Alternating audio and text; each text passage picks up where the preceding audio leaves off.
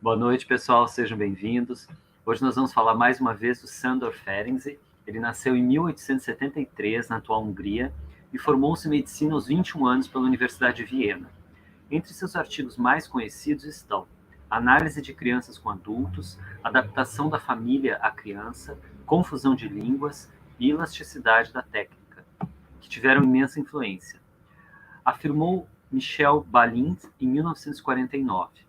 Raramente ele foi estudado sistematicamente, raramente ele foi citado corretamente, frequentemente foi criticado e, mais do que frequentemente criticado, erroneamente. Mais de uma de suas ideias foram redescobertas tardiamente e atribuídas a um segundo descobridor. Segundo a psicanalista Clarice Tesch, Ferenczi considera que a pulsão de vida tem de ser despertada, pois não está posta em cena naturalmente. Precisa ser introjetada através do amor dos pais e na situação analítica, pela atenção e acolhimento do analista. Então, hoje, para a gente falar desse autor, né, aprofundar o que a gente já estudou com ele, com o Slotwijk, temos aqui a Clarice. Tudo bem, Clarice? Tudo bem, tudo bem. Seja bem-vinda, muito obrigado. E peço que você se apresente, por gentileza. Ok. Primeiro, eu queria te agradecer o convite, né? É uma honra estar aqui, inclusive podendo divulgar esse autor, né? Que ficou muitos anos excluído da história da psicanálise, né? E que foi retomado, a gente pode dizer assim, recentemente, né? Então, queria te agradecer. Muito obrigado. Bom, então vamos começar falando um pouquinho da vida dele mesmo, né? Porque ele tem uma vida muito intensa, viveu poucos anos, mas tem uma vida muito intensa. A família dele tinha uma editora, algo assim, eles eram de origem judaica, ele estudou medicina. Vamos comentar um pouquinho dessa Tá. Hungria aí, por favor. Acho importante, assim, a gente contar um pouquinho da história. Ele nasceu em 1873, né? E os pais eram judeus poloneses que vieram para a Hungria. Interessante assim, né? Porque era uma família numerosa. Ele é o oitavo filho de 12.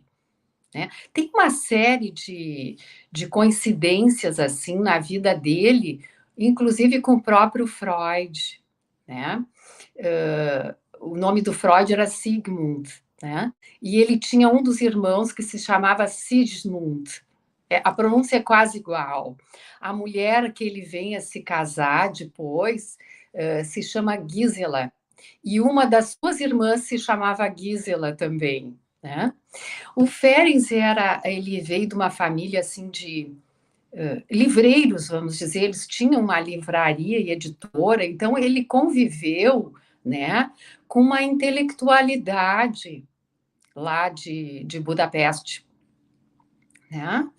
E tanto os pais como ele eram poliglotas. Ele falava 4 línguas, o húngaro, o ídish, o alemão e o francês, se não me engano. Né? Isso era o Império Austro-Húngaro ainda, não? Exato, exato. Tem até, eu vou falando assim o que eu me lembro da história dele, que eu acho interessante, né? Tem até uma psicanalista que até já faleceu, a Ana Verônica Maltner, que ela falava que quando a Hungria que foi assim invadida por vários povos, né? E que essa afetividade que nós vamos falar, né, que está presente na cena analítica e que ele apregoa, que é necessário na cena analítica, né? Ela vem também ligada a que, na medida que a Hungria foi invadida, eles eram obrigados a falar a língua do invasor. Né? E a língua do invasor era a língua oficial, era a língua que era usada para os contratos, enfim, para a vida profissional. Né? E nas casas, né? No interior das casas, vamos fazer uma analogia com a cena analítica ali, analista e paciente, né? Ali era falada a língua materna, né? que a língua materna é a língua, né, onde as emoções são expressas, né? A gente sabe definir aquilo que a gente sente com aquela língua que a gente cresceu falando, né? A gente consegue expressar isso. Então é muito interessante também, né? Porque ele viveu, né? Ele viveu num país que foi muitas vezes dominado, né? Então ele vai estudar medicina, né? Eu queria que você falasse do encontro dele com Freud, por favor. Bom, a relação dele com Freud, né? Ele marca um encontro. Tem uma coisa muito interessante, assim, né? Ele leu a interpretação dos sonhos de Freud muito antes de conhecer o Freud, né? E ele já se interessava pelas questões da mente antes de ser psicanalista, né? Ele era neurologista, foi médico, inclusive, na guerra, né? Mas, assim, ele escreveu os artigos pré-psicanalíticos, ele escreveu até sobre espiritismo, né? Sobre o homossexualismo feminino. Ele escreveu uma série de artigos que são chamados pré-psicanalíticos. E, naquela época, ele fazia um comentário para uma editora, para uma revista, e pediram para ele ler a interpretação dos sonhos de Freud, fazer um comentário. E, na época, ele achou que era... Ele não deu valor, né? Nós estamos Antes falando de de conhecer Freud. 1900, né? Exato, né? É de 1900. Em 1908, tá? Ele escreve para o Freud pedindo um encontro, né? Ele era muito próximo do Jung, que foi outro psicanalista, né? Que era do círculo, digamos assim, dos iniciantes da psicanálise, era do círculo de Freud, né? Ele era amigo do Jung. O Jung falava de Freud para ele, e ele então pede para o Freud um encontro, que ocorre em 1908. Né? E ali, naquele encontro, ocorre uma identificação entre os dois, né? Uma paixão entre os dois, né? E ele fica sendo o filho dileto de Freud. Né? E a partir daí, o Freud já o convida, tinha um congresso de psicanálise, né, que aconteceria naquele mesmo ano, e o Freud já o convida, né, para apresentar um artigo neste mesmo congresso. Então, tu vê como foi, assim, rápido e fulminante a amizade entre os dois, né? O Freud o chamava de meu grão-vizir secreto, né? Mas, enfim... Porque nessa época, pelas cartas, assim, a gente vê que a psicanálise está sendo meio que criada junto, né, pelos dois, não é? Isso é muito interessante, né? Sim, Freud era, digamos assim, o grande teórico, o grande cientista, o grande estudioso, né? E Ferenczi sempre se caracterizou pela clínica, né? Ele escrevia muito também, mas a diferença, digamos assim, entre os dois é que Ferenczi sempre se preocupou com a cura, né? A cura no sentido não de curar, né? Mas a cura no sentido assim de aliviar o sofrimento humano. Né? Então, Ferenczi sempre foi considerado o grande clínico daquela época. Né? E ele abriu, então, uma terapia em Budapeste e começou a receber muita gente? Como é que foi? Ele trabalhava em Budapeste e Freud em Viena, né? Até a comparação entre as duas cidades, Viena era o grande centro cultural, né? E Budapeste era quase que uma cidade do interior. Aliás, Budapeste foi fundada no mesmo ano, né? A União de Buda e Peste ocorreu no mesmo ano do nascimento dele, de Ferenczi, né? E ele, como, entre aspas, médico do interior, né? Ele era muito mais solicitado, digamos assim, do que o Freud, porque ele se encontrava com os pacientes, com as pessoas, né? E nisso, claro, que tem uma busca muito maior pelo alívio do sofrimento do que o Freud enfrentava, digamos assim, Viena, se dedicava muito mais a expandir o conhecimento teórico da psicanálise, né? Então, tinha essa característica, assim, diferente entre os dois. Né?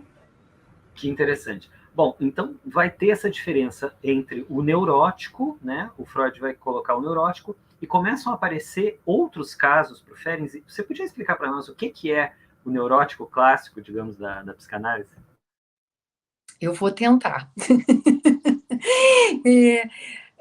Freud sempre disse que a psicanálise era uma ciência, né, que ela tinha, digamos assim, a sua eficácia, né, ou ela era dedicada, né, à neurose obsessiva, à fobia e à histeria de conversão, né? Muita gente já viu aqueles filmes da época em que havia as histéricas que tinham contraturas e tudo mais, né? Então, nessas patologias, digamos assim, o que está por trás, né? O que o sintoma expressa é um conflito, né? De ordem sexual, né? Mas sexualidade no sentido amplo, tá? Que foi reprimido, né? Ele tem um significado que foi reprimido. E a psicanálise, digamos assim, tradicional, né, poderia interpretar aquilo que está simbolizado no inconsciente, né? Agora, as outras patologias, digamos assim, que é muito mais o que a gente vivencia hoje, que as patologias do vazio, as dissociações, a psicossomática, né? Que são, assim, sofrimentos que não são da ordem da repressão em si. Então, não tem um significado, digamos assim, simbolizado e reprimido no inconsciente.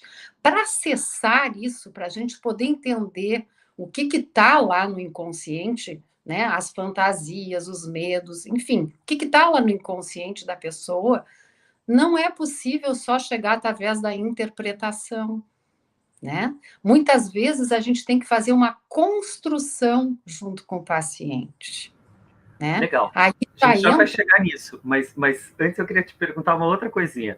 Porque ele usa essa expressão aquém da palavra, além da interpretação, e ele diz que a própria associação livre que o Freud usava tem já um lado simbólico e consciente muito grande. Isso, O que ele quer dizer com isso, por favor? porque, desculpe se eu não me fiz entender, a palavra já é um símbolo, né?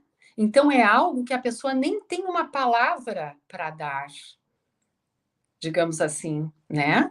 Esse significado, isso que está lá, né? Não tem palavra. Por isso, aquém da palavra, tá? Então, esta palavra, esse conteúdo, esse significado, vai ter que ser construído analista e paciente.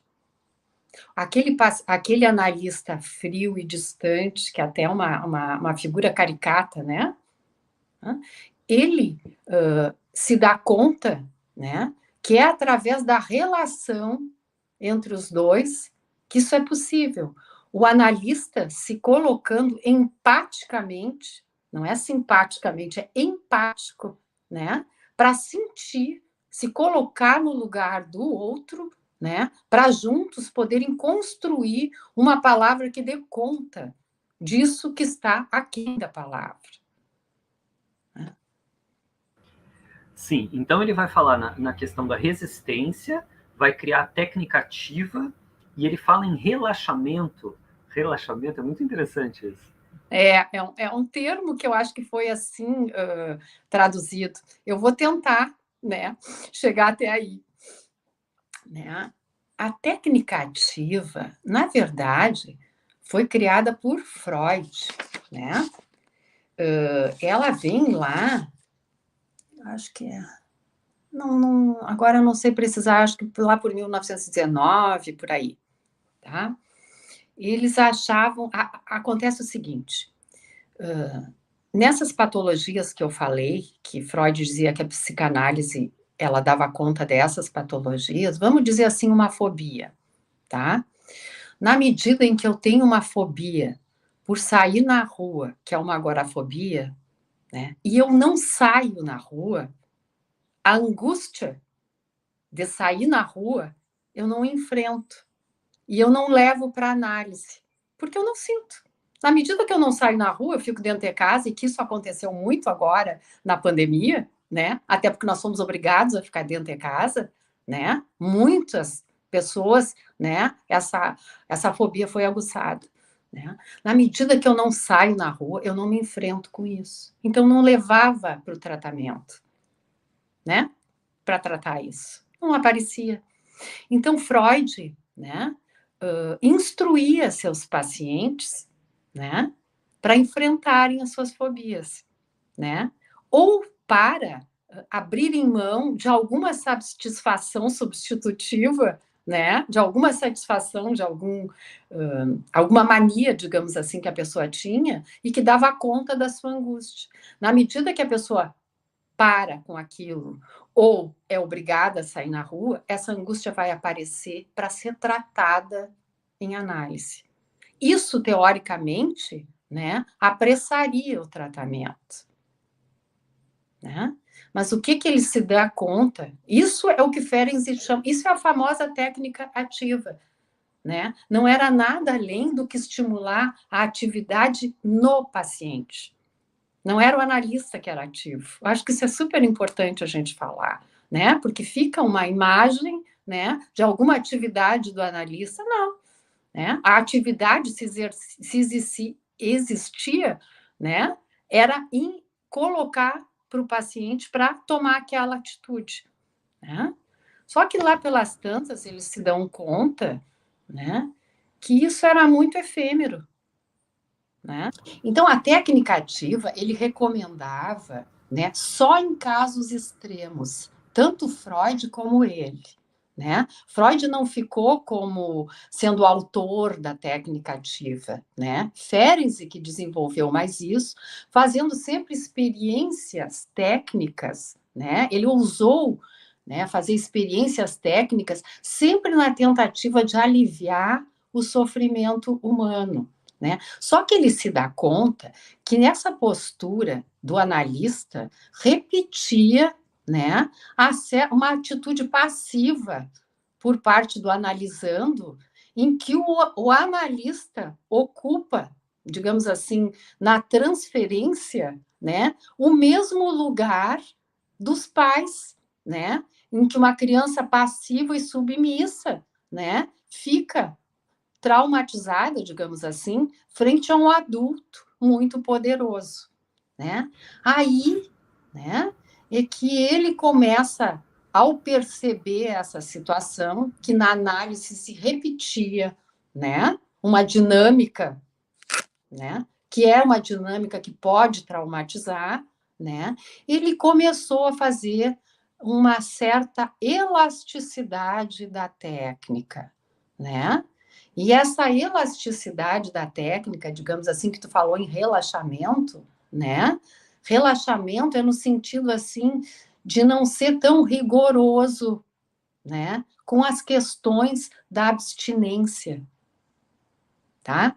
O que nós, psicanalistas, temos que ter sempre buscando, né? Sermos abstinentes no sentido de não fazer julgamento, né, das atitudes do nosso paciente, mas de ter compreensão, né, o porquê que aquilo acontece e tentar ajudá-lo a entender por que isso acontece. Nós temos que ficar numa postura mais neutra, né?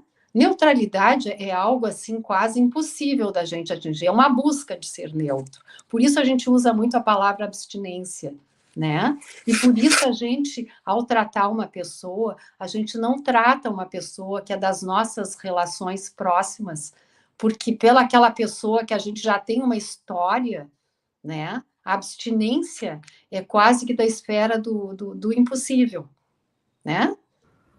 Mas Eu só vou te que... perguntar. Não, Pergunta. eu ia te perguntar o seguinte, com relação à transferência, né? Vamos falar um pouquinho desse conceito, porque na realidade ele fala que o paciente percebe muita coisa, muito mais do que se imaginaria, né? E percebe até hipocrisia.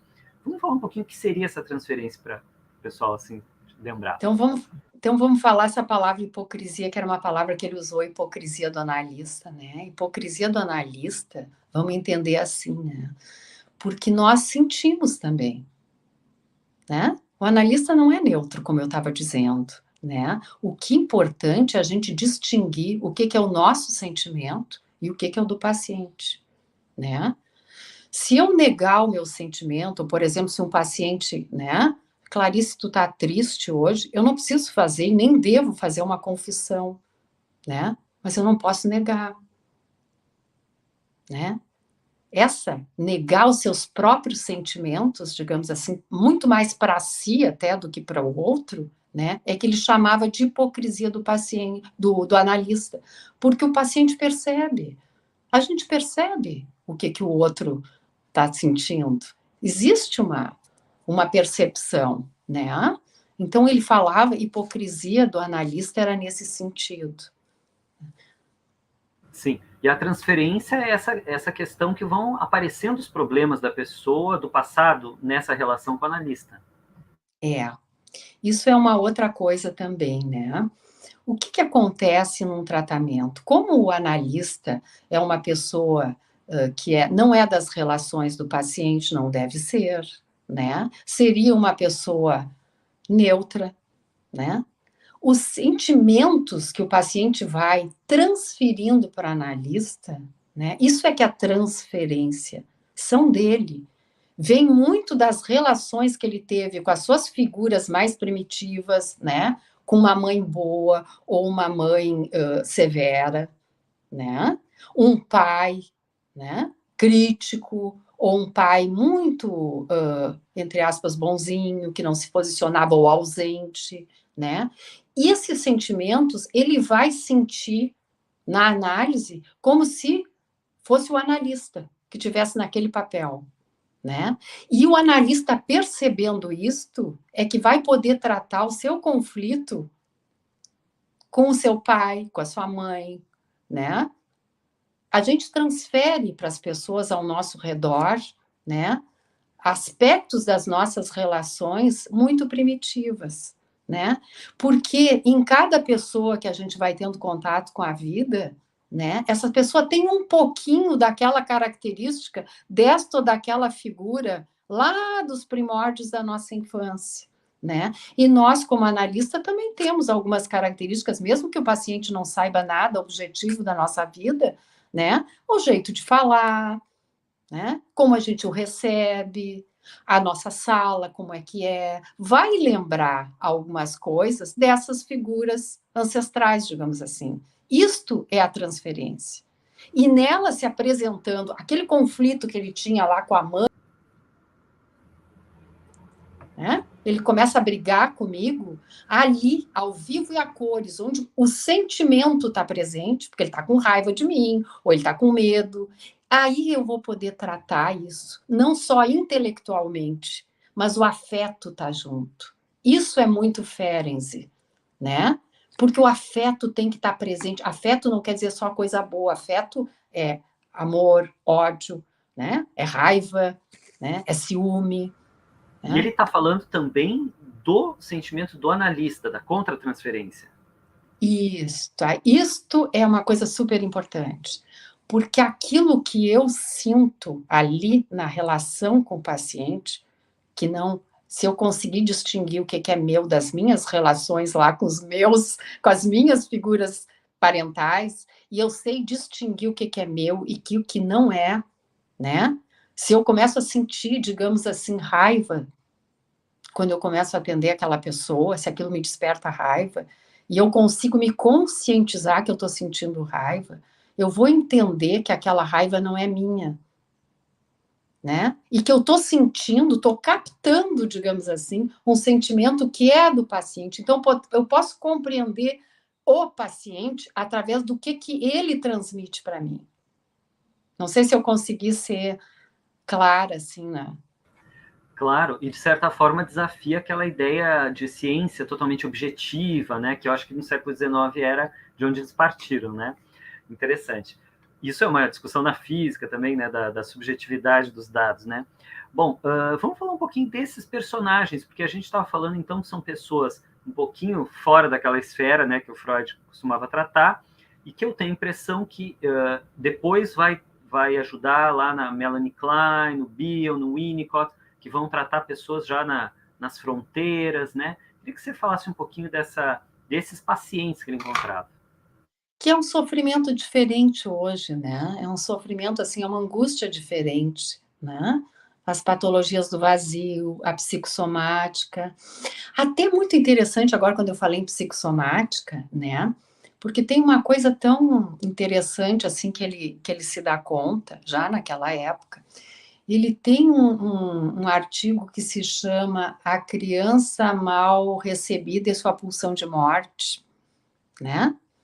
Tem um outro artigo que se chama Análise de Crianças com Adultos, né?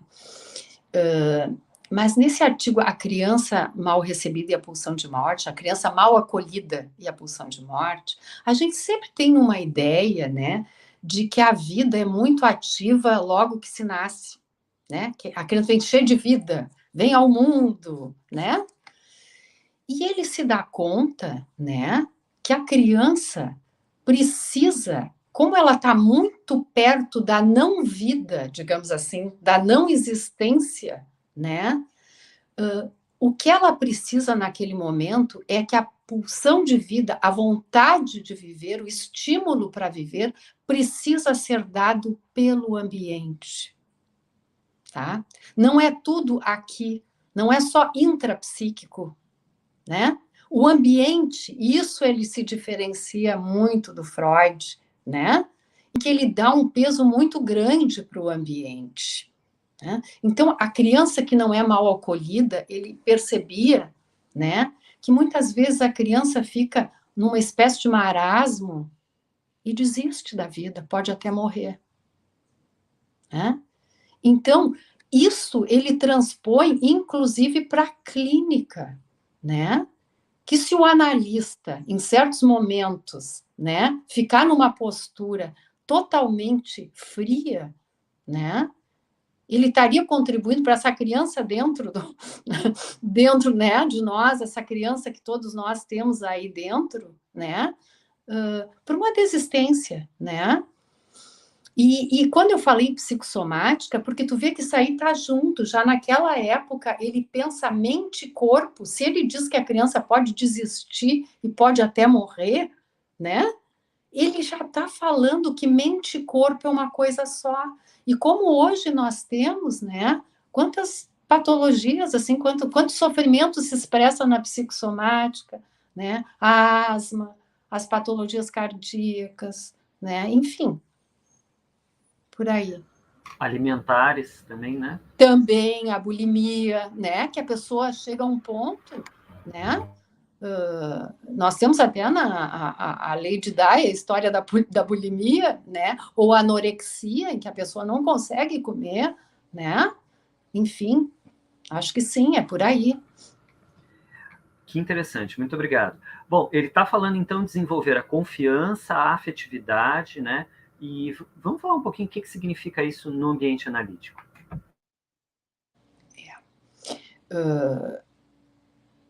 Essa atitude do analista de empatia, né, implica, né, que eu vou saber dosar as minhas intervenções e as minhas interpretações. Ele dizia assim: saber o que, como e quando dizer ao paciente, quando fazer alguma intervenção ao paciente, né? Não saturar o paciente de interpretações, porque o tratamento vai ficar inócuo, né? Ele vai ficar iatrogênico, ele não vai ajudar o paciente, vai ficar um discurso intelectual e não vai juntar com sentimento. Afeto é sentimento. Né? Então, saber dosar, inclusive, o silêncio. Né? Se uma pessoa, eu percebo que o silêncio, né, está causando mais angústia e que não está levando a pessoa a poder pensar, a poder elaborar, né? Para que eu vou prorrogar ou repetir um sofrimento ali no próprio tratamento? né? Então, isso tem implicações na técnica nesse sentido. É um analista mais sensível, né? Não é um analista frio e distante, né? Isso não quer dizer um analista que passe a mão na cabeça do paciente, né? Mas que adapte, né, as questões da psicanálise, né, sem desvirtuar a psicanálise, né, as características daquele paciente específico. Isto é a elasticidade da técnica. Central, né? Muito obrigado. Né? Bom, a gente está falando então que ele teve um olhar muito aguçado, né, sobre as pessoas, e ele percebeu que existia muito trauma sexual, muito abuso, né? E a gente até comentou do Me Too, né? Que hoje revela que realmente a coisa é muito mais séria do que se pensa, né? E ele vai falar então dessa criança que não entende muito bem o que aconteceu. Como que ele vai descrever essas situações? Aí tem uma expressão que ele usa e que está naquele último artigo dele, né? O último ensaio, digamos assim, né? Que é o Confusão de Línguas. Né? É o artigo mais badalado do Ferenczi, né? Que eu tive aqui agora quase que um lapso, né? Mas a confusão de línguas, ele foi um artigo que ele queria apresentar no congresso que iria acontecer naquele mesmo ano, de 33, tá? E ali ele contém uma crítica a isso que nós estávamos falando, dessa postura fria e distante do analista, que repetiria na cena analítica a postura do adulto, frente a uma criança desprotegida, né? A famosa teoria da sedução, quando Freud diz assim, eu não acredito mais na minha histérica, por quê, né? Porque antes Freud também se percebeu que naquelas mulheres que desenvolviam uma histeria, né, o conflito era porque elas tinham sofrido um abuso de ordem sexual, né, e que isso era impossível de continuar na consciência, era reprimido e aparecia sob a forma de sintoma. Tá? Freud, lá pelas tantas, descobre a fantasia inconsciente, né? Então ele diz, bom, isso era da esfera dos desejos oriundos do complexo edípico, eram fantasias, né? Não necessariamente aconteceu, né? E a psicanálise, então, trata essas questões como da esfera da fantasia. Ferenczi diz o seguinte lá pelas tantas, que ele na clínica, ele observa muitos casos em que não era só da esfera da fantasia. Ele não estava desconsiderando a fantasia, tá? O que ele dizia, né, é que além da fantasia, muitos pacientes, homens e mulheres, enfim, né, tinham sofrido por parte do ambiente um abuso que o traumatizava. E ele também fala da confissão dos que abusaram, né? Que é muito interessante, que muitos pacientes também confessavam. Sim, sim, que foram abusadores, porque quem foi abusado, né, e isso não é elaborado dentro de si, acaba repetindo numa posição invertida, em vez de vítima, de algoz, né? Mas o que diferenciava, digamos assim, que foi um dos motivos de alguns desentendimentos entre ele e os psicanalistas da época, né? Porque ele, assim, a postura técnica dele era ouvir esses pacientes não só como fantasia, né? Era não desmentir o próprio analista. Isso não requer nenhuma confirmação, digamos assim, mas é só não desconsiderar, né, que houve algo do ambiente, né, junto com a fantasia da pessoa, tá? Não sei se eu consigo te explicar, Afonso, Sim, corresponder a tua... e ele vai narrar que essa criança, na realidade, ela fica, por um lado, né, muito violentada, mas como ela tem uma ternura por esse adulto, ela tem uma relação um pouco ambígua, que talvez hoje a gente pudesse, sei lá, aproximar de uma síndrome de Estocolmo, né? Como que é essa fantasia que essa criança vive? É, é, tu imagina, né, todos nós, né, como nós dependíamos dos nossos pais, das figuras que nos protegiam. E geralmente esse abuso, né, quando ocorre, vem de alguém muito próximo, alguém que está perto da criança. Geralmente, né, uma figura da confiança da criança, né? E aí entra a linguagem da ternura e a linguagem da paixão que ele fala nesse artigo, da confusão de línguas, porque muitas vezes a criança se aproxima deste adulto, da sua confiança, numa postura, entre aspas, sedutora, mas é da linguagem da ternura, não é a sedução adulta, né? E esse adulto que já tem algo dentro de si que não consegue controlar, né, da sua própria sexualidade, digamos assim, né, comete um abuso com essa criança. Ora, a criança que há uma confusão na cabeça dela. Como é que essa pessoa tão de confiança, né, cometeu aquele ato com ela?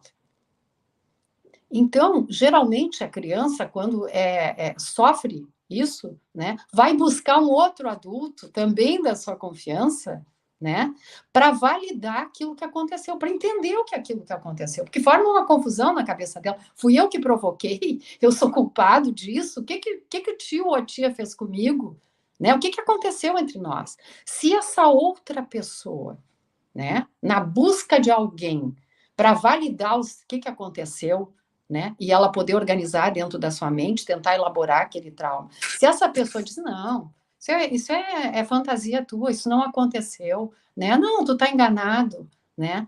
Isto cria para a pessoa uma falta de confiança na sua própria percepção, né? E muitas vezes a criança se identifica com a culpa daquele adulto que cometeu o ato, né? Ela se sente culpada por aquilo, né? Então, esta é a confusão, né? Que gera uma cisão na cabeça, porque uma parte sabe o que aconteceu, mas não pode se conectar com aquilo, né? E a outra parte, né, nega, não, não, fui eu que fiz, né? É culpa minha. Estou E tentando isso vai explicar assim em termos não técnicos, né, para que as pessoas que estejam ouvindo até possam ter uma compreensão dessa dinâmica, né? sim, que é bastante ambígua, né, e complexa. E isso então gera essa atitude de vazio, de uma certa passividade que ele sentia no paciente também. Exato, né? Que o paciente, frente a um analista frio e distante, né, ficava na mesma posição dessa criança, desprotegida, né? Como eu disse, e que no tratamento se repetiria, né? A mesma, digamos assim, o mesmo trauma, né? Ao invés de, digamos assim, pela transferência, esse trauma poder ser tratado, porque daí o analista, né, com sua capacidade de perceber, de empatizar com o paciente, pode falar e tratar aquilo, né, e validar a percepção da pessoa, né? Se é um analista que interpreta só como fantasia, eu também estou repetindo a mesma situação daquele outro adulto com o qual o paciente, digamos assim, foi buscar validar a sua percepção e que não validou, né? Então, eu não preciso dizer sim, sim, aconteceu isso. Não, mas a minha atitude empática, de compreensão, de acolhimento para o que ele traz, faz este papel, digamos assim. Né? Sim, muito interessante, né? Uma retraumatização ou não, né? Vamos falar um pouquinho. Ele foi também analista da Melanie Klein. Queria que você Foi. contasse um pouquinho essa história, por favor, porque isso, de certa forma, aparece no trabalho dela, me parece, né? Sim, ele foi analista da Melanie Klein e ele foi analista do Balint, que tu falou ali, né? Que faz aquele comentário de que ele foi incompreendido na época, né? E, na verdade, ele ficou muitos anos no ostracismo por por essa crítica que ele fazia a uma ciência tão jovem, e Freud tinha receio, não é que, né, receio de que uma ciência que recém estava se firmando pudesse sofrer crítica de dentro do seu próprio corpo, né, dos seus próprios analistas, no caso ele, né, por isso ele era chamado de enfant terrible, né? Porque ele estava fazendo uma crítica a si mesmo, né? Olha, vamos cuidar com essas questões, e aos que já praticavam a psicanálise, né? E ele foi, aí que eu ia contar, né? Por isso ele fica muitos anos no ostracismo. Aqui no Brasil, o que trouxe de volta a Ferenc, eu tenho até aqui o livro que foi editado, né? Em 1996, porque em 1993, se não me engano, ocorreu, né, este simpósio em que tiveram presentes analistas importantes aqui do Brasil. O Chaim Katz, a Ana Verônica Maltner, o Joel Birman, o Renato Mezan e a Maria Tereza Pinheiro. E quem coordenava a mesa desse simpósio era o Daniel Kupperman, que hoje é o presidente do Grupo Brasileiro de Pesquisa Sandor Ferenczi, né? Aconteceu uma coisa assim curiosa. A Maria Tereza Pinheiro, quando foi fazer a tese dela em Paris, tese de doutorado, ela foi orientar, foi buscar um psicanalista muito conhecido, o Fedidá, na Paris 7. E ele disse para ela: tu vai fazer a tua tese, tu vai estudar Ferenczi. Ela nunca tinha estudado. No Brasil não tinha nem editado as obras dele naquela época, né? E foi através dela, digamos assim, foi através dessa situação da tese dela, né? Uma das coisas que trouxe, né? Não estou dizendo que foi ela, mas assim, que trouxe de volta para o Brasil, né? De volta, ou iniciou no Brasil, né? Trouxe o interesse por esse autor. Que interessante, né? Muito bom.